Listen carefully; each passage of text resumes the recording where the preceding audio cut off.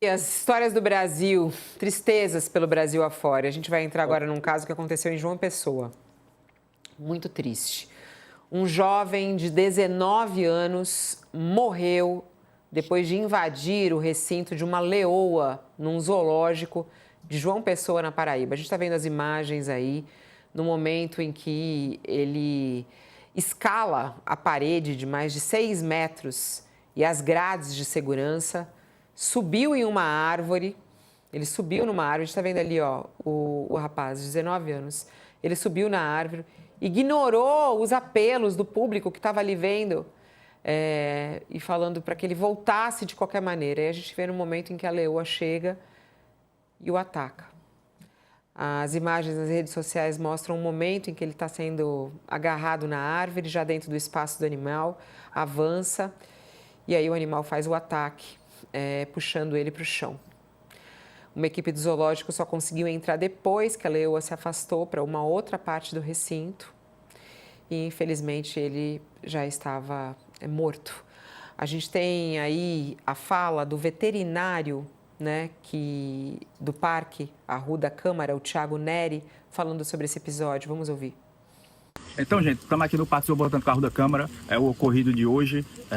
Com relação ao recinto, né, o parque pode responder. A gente segue uma instrução normativa do IBAMA que rege como é que deve ser feito esse recinto para garantir uma segurança para a população, para os profissionais e para os animais que estão aqui sob nossos cuidados. Então, o recinto ele ultrapassa todas as medidas de segurança. Então, a gente tem medidas de segurança ultrapassadas em mais de 2 metros, a gente tem borda negativa com 1,5 metro.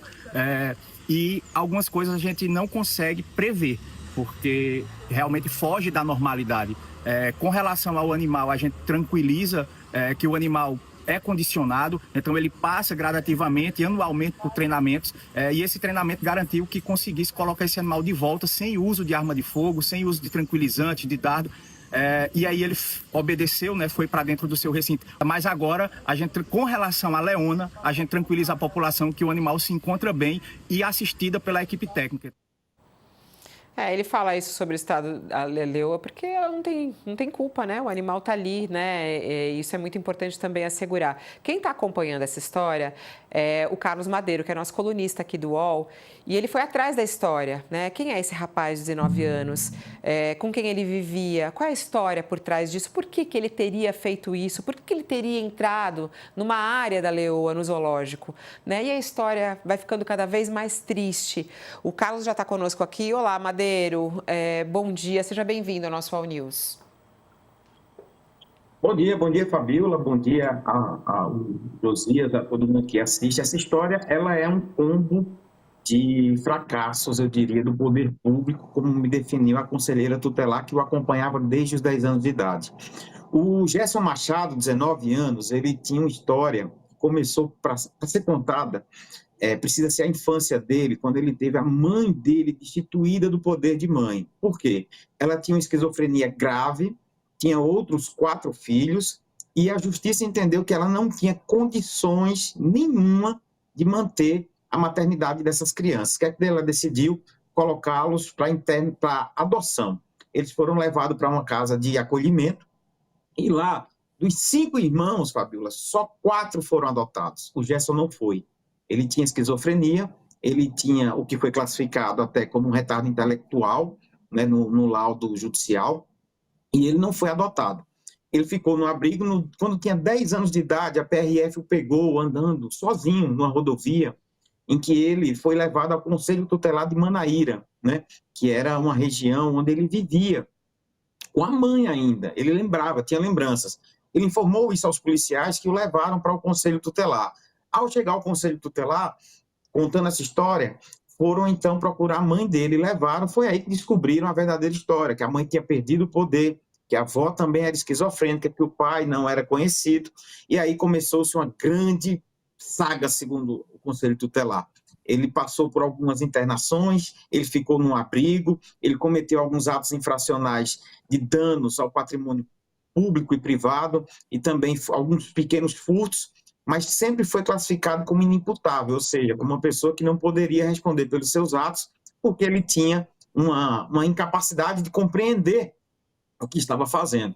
Então ele tinha esse cenário todo, toda essa tragédia, e tem um agravante nisso que é muito doloroso até de contar, que é que ele tinha, e contava isso, segundo a conselheira Verônica me disse, tinha um desejo de ir para a África domar leões, né? Ele uma vez foi pego num trem de pouso, já num avião para decolagem, foi percebido por uma câmera de segurança, foi retirado pelos funcionários do aeroporto de João Pessoa, que ele disse que queria ir para a África naquele trem de pouso para domar leões. Ele disse que domaria leões, que saberia fazer isso. Então ele entrou provavelmente num surto, né? E esse jovem deveria estar internado. Inclusive a gente vai contar outra saga interessante, muito triste, de que havia uma ordem de internação dada por um juiz no dia 30 de outubro. Essa ordem não foi cumprida, essa ordem, inclusive, teve chance de ser cumprida numa audiência de custódia que ele passou no dia 25, mas a juíza não levou em conta e acabou o libertando.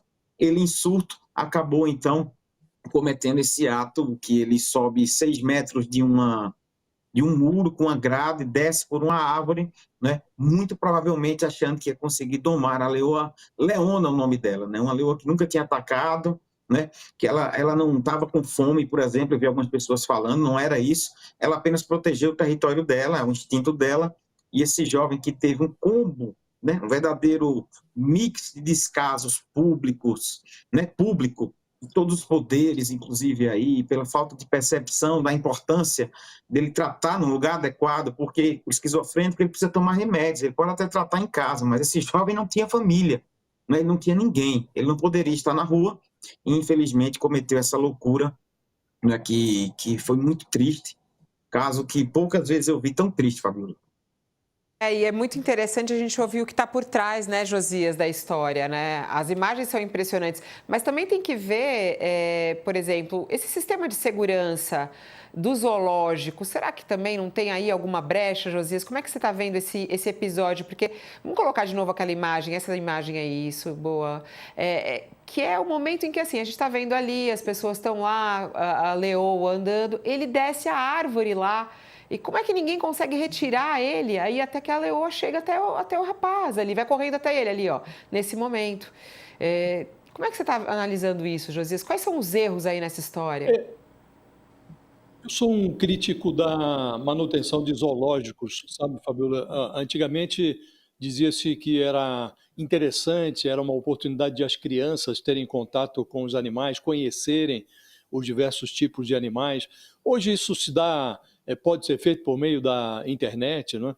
Você pode ter contato sem a necessidade de expor, trancafiar animais em ambientes, por mais humanizados que sejam, você está submetendo o animal a uma situação de reclusão, né?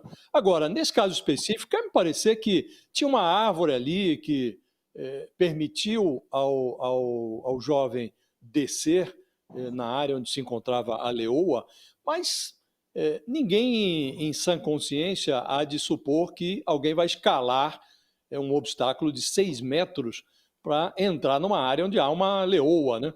Isso faz lembrar, Fabíola, um caso que ocorreu aqui há mais de 4 décadas em Brasília. Uma adolescente de 13 anos entrou ali numa área, num fosso que separava a área de observação de um local onde havia ariranhas aqui no Zoológico de Brasília. E um sargento do Exército, chamava-se Silvio Hollenbach, ele com 33 anos, na época, ele pulou no fosso para salvar o adolescente. E acabou sendo atacado pelas ariranhas, passou 3 dias no hospital e morreu, né? Foi tratado na época como herói, o sargento, foi inclusive submetido a cuidados intensivos no Hospital das Forças Armadas aqui em Brasília, que tem boa reputação, mas levou mais de 100 mordidas das ariranhas no zoológico e não sobreviveu, né? Agora, são fatalidades que ocorrem. Não houvesse zoológico, não haveria essa possibilidade, né? Agora, muita gente ainda acha que é interessante preservar esses zoológicos como uma área para ser frequentada aí pelas famílias e tal. Eu acho que isso está perdendo um pouco o nexo. A existência de zoológicos não faz muito nexo hoje, né? Agora, aqui quer me parecer que não houve descaso, houve uma fatalidade mesmo. Não se imaginaria que alguém fosse escalar esse obstáculo de 6 metros para entrar numa área onde havia uma leoa, né? Agora, surpreende o fato, como contou aqui o Madeiro, né, que esse jovem, sofrendo ali de problemas mentais, poderia estar sendo submetido a tratamento apropriado e não foi, por negligência de autoridades que conviveram com ele, tiveram contato com ele e não perceberam a gravidade do quadro. Então, quer me parecer que a responsabilidade é menor do zoológico do que dessas pessoas que permitiram que o jovem permanecesse em situação de rua, pelo que presumivelmente parece ser o caso dele, e sujeito a esse tipo de acontecimento, né? Tem algum tipo de olhar para isso, ou Madeiro, de algum erro por parte do zoológico, ou isso nem vai ser alvo de investigação? Você sabe, você tem essa informação ou não? Sei. O caso vai ser investigado, né? Inclusive, o Ministério Público já abriu um procedimento para apurar, né? Inclusive, essas falhas. E até quando eu fiz o questionamento ao Ministério Público, e acho que o Josias colocou um ponto aí que é crucial. Existe uma proteção, né? Conforme manda a legislação, né, uma proteção de 6 metros de muro. Não estamos falando que ele pulou um muro de fácil alcance, foi uma coisa muito rápida, inclusive, e muito imprevista, né? Não tinha como alguém imaginar isso. E aí, nesse caso, vai ser, claro, colocado alguns pontos que podem ser melhorados, eu imagino, mas realmente a grande questão é como o Gerson estava sem tratamento, né? Ele foi abandonado, ele não tinha família, né? Ele não tinha mãe. É uma coisa de uma gravidade que, às vezes, eu vi muitas pessoas julgando porque ele teve condenações, e em todas, eu acompanhei todas aqui, eu vi todas de ontem para hoje. Em todas ele foi colocado como inimputável, ou seja, ele não responde por si, né? Tanto que ele tem uma entrevista até dele quando ele é preso, eu acompanhei agora há pouco, ele fica rindo.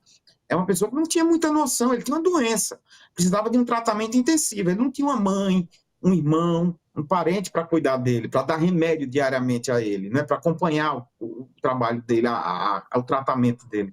E ele foi solto, ele estava dormindo algumas vezes na casa da avó, segundo me disse a conselheira, que também tinha esquizofrenia, ele passava o dia na rua, né? E aí ele cometia atos completamente sem noção, para você ter ideia, veja como era curioso. Ele aprendeu a pilotar uma moto, a ligar uma moto, ele pegava motos na rua e quando enjoava da moto, ele entregava na delegacia, né? Ele mesmo ia na delegacia. E todo mundo já conhecia, ligava para essa conselheira porque ele tinha já essa fama de ser uma pessoa que tinha esse transtorno. E o Estado brasileiro falhou, né? Ele é vítima do Estado, não é da leoa.